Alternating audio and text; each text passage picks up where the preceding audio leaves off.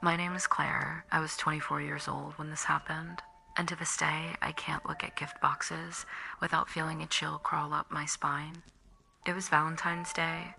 I lived alone in a small apartment, the kind that feels too quiet at night. I was trying to relearn how to live after a relationship that taught me to fear gestures that looked kind on the surface. At exactly midnight, I heard the knock. It wasn't loud. It wasn't aggressive. It was polite. When I opened the door, the hallway was empty, lit by a weak yellow light. On the floor, perfectly centered, there was a red box, wrapped with excessive care, as if someone had spent a long time making sure it sat exactly there. I brought the box inside with shaking hands. Inside were expensive chocolates, arranged in perfect rows, untouched, as if they were never meant to be eaten. There was also a letter, folded with precision. The paper was thick, lightly scented. The handwriting was beautiful, calm, far too intimate. It said I deserved to be taken care of. That he knew I felt lonely at night. That I turned on the kitchen light before going to bed. My stomach twisted. I had never told anyone that. At the bottom of the box, there was a heart-shaped necklace, cold to the touch, heavier than something so delicate should be. I put everything in a drawer and tried to convince myself it meant nothing.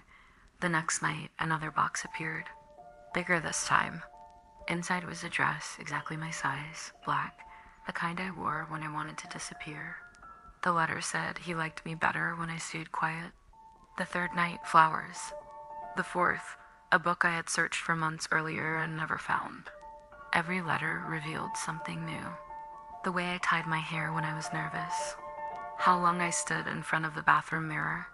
That I cried softly so I wouldn't bother the neighbors. I called the police, but there were no cameras in the hallway. No fingerprints. No one outside. On the sixth night, the box was small. Too light. When I opened it, there was a strange metallic smell. Inside was a short card that read, "Now you trust me."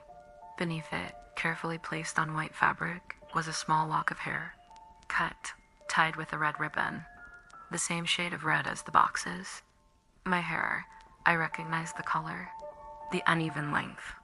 The note continued on the back, saying it was just a reminder that I wouldn't miss it. That he needed to keep a piece of me because I wasn't ready to keep a piece of him yet. On the seventh night, I decided not to open the door. I locked everything, turned off the lights, sat on the couch holding my phone, waiting for midnight to pass. When the knock came, it was followed by a whisper, very close. My name, not from the hallway, from inside the apartment. I gathered the courage to stand up. The box was there, in the middle of the rug. It hadn't been left outside. The note had only one sentence, written in that same calm handwriting. I was never outside.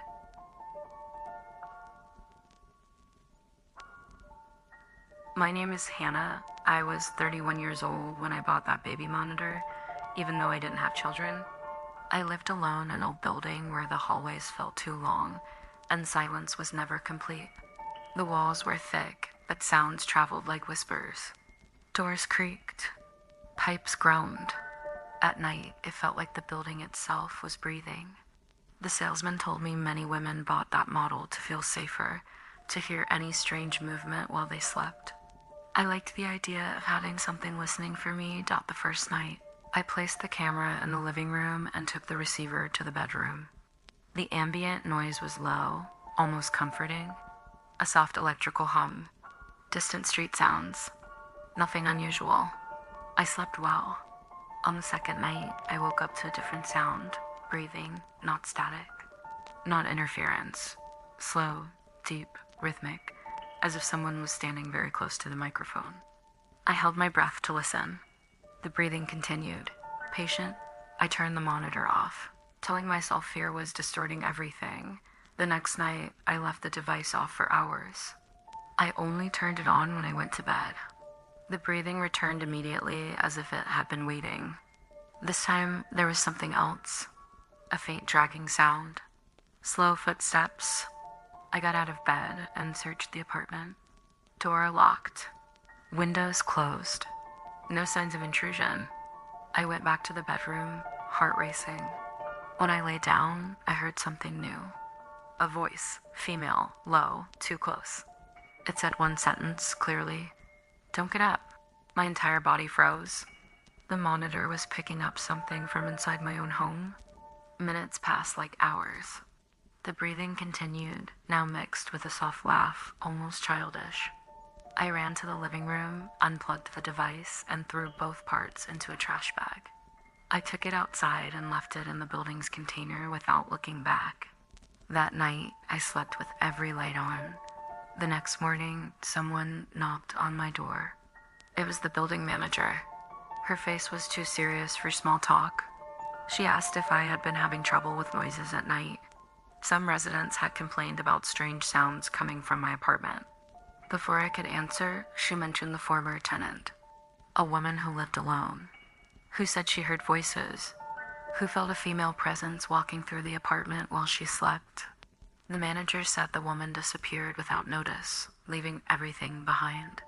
Except for one thing, a baby monitor found turned on in the middle of the living room.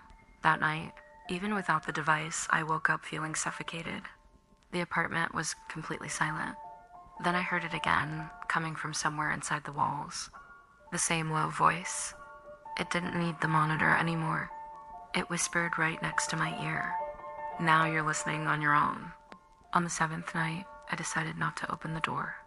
I locked everything, turned off the lights, sat on the couch holding my phone, waiting for midnight to pass. When the knock came, it was followed by a whisper very close. My name, not from the hallway, from inside the apartment. I gathered the courage to stand up. The box was there, in the middle of the rug. It hadn't been left outside. The note had only one sentence, written in that same calm handwriting. I was never outside.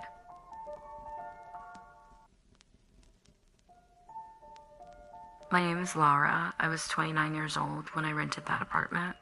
It was small, simple, and far too cheap for the area, which felt like luck. The building was old and quiet, with only a few residents, most of them elderly.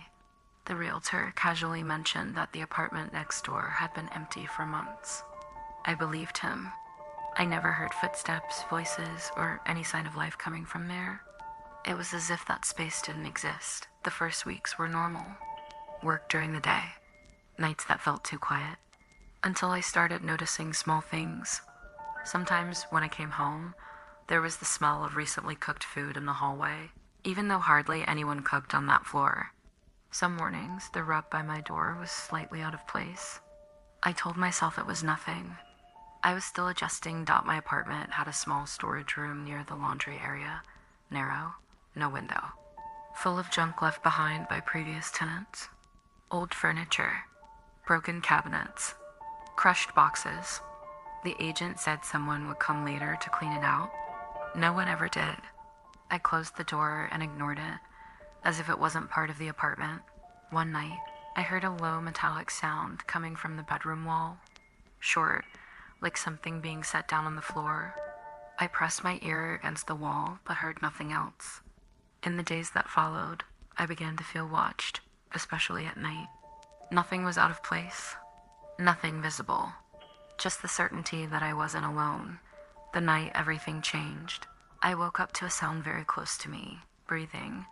I opened my eyes slowly and saw that the bedroom door was slightly open. I was sure I had closed it. I stayed still, pretending to sleep. Then I heard a whisper. My name, said gently, carefully, like someone afraid of waking me. When morning came, I went straight to the police. I returned with them hours later. There were no signs of forced entry, no broken windows. One officer decided to check the apartment next door. The door opened easily. Inside, there was almost no furniture, just signs of someone living there temporarily. Another officer asked to see the storage room in my apartment. They removed the junk, the broken furniture, the boxes. At the back of the room, there was a narrow wardrobe. No back panel. It led directly into the apartment next door. The space was large enough for someone to hide there for hours, watching, waiting for me to fall asleep. He didn't need to break in. He didn't need to make noise.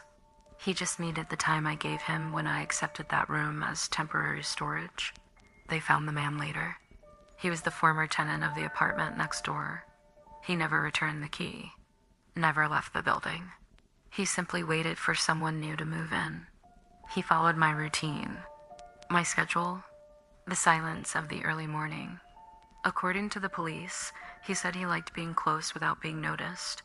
I moved after that, changed addresses, changed routines, changed my life. But I learned something that never left me. Sometimes the place that looks empty is just waiting for you to stop paying attention.